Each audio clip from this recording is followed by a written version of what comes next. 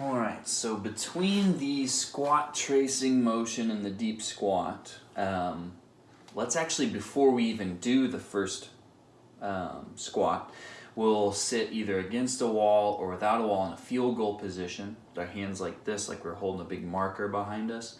And just imagine there was a whiteboard behind us. And let's just start with some small circles one way, maybe 5 times.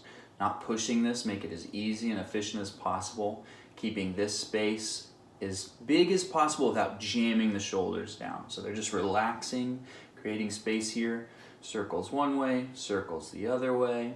And then hold the arms here and we'll do A, B, C, D, all the way through on one side.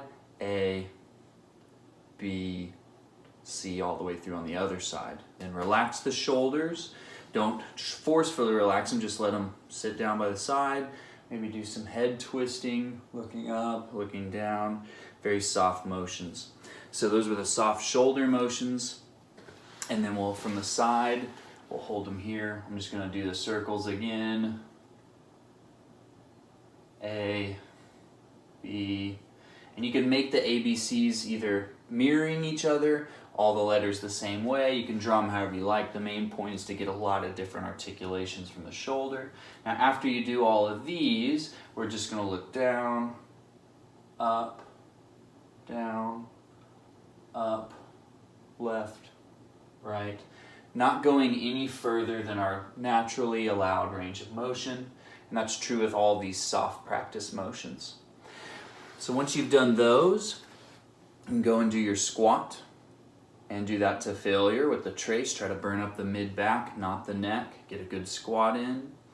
And then go back again. And we'll do our circles, one way circles, the other way, alphabet. And then our up, down a few times, left, right a few times. So about 30 to 60 seconds of rest between the squat traces of the circles, neck movements, and the alphabets. So you'll go soft practice, trace movement, soft practice, trace movement, soft practice, trace movement, ending with soft practice. So you would do 3 rounds of the squat tracing, which would be your hard practice, and you would put in soft practice on the outsides in between. So you'd have 5 rounds of the soft practice. If that begins to be too much, leave a little out, do a little less. If we're starting to aggravate through the neck, let me know. But basically do those soft movements between. The other soft movement I'll have you do from the side is we used to do this as far back as we could to get a stretch. We're just gonna sit nice and tall on the ground and we're gonna reach back, set our hands down in our laps, reach back, down in our laps. So thumbs back, hands down in the laps. Never pushing into burning or tension. So just reaching back to our end range before we feel any discomfort, pain, or any great deal of contraction. And just do 10 to 20 of these. Not too slow, not too fast.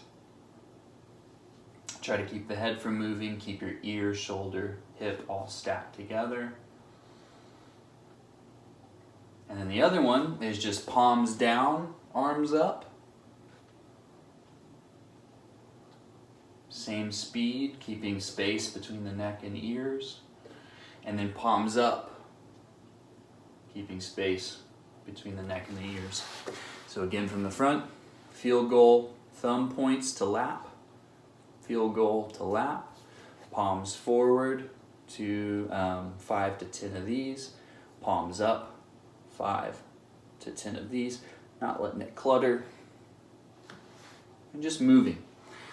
Now you can do all those and still do some circles and some alphabets. This doesn't have to be tied to your hard practice or anything we've done up to now. This kind of stuff can be all done alone as well, and do them peppered in throughout the day. Definitely try some of these soft movements before, during, and after any art or webcamming or anything like that, and try to do them anytime you have a free chance and it's not overwhelming.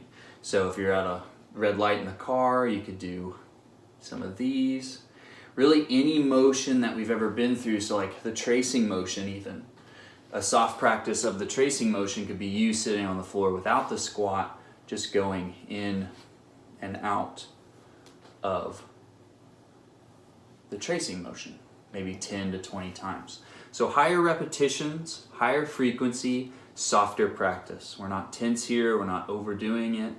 And then at the same time, mix some of these soft practices in with some of your more mobility stuff we've done before and some of the more hard practice.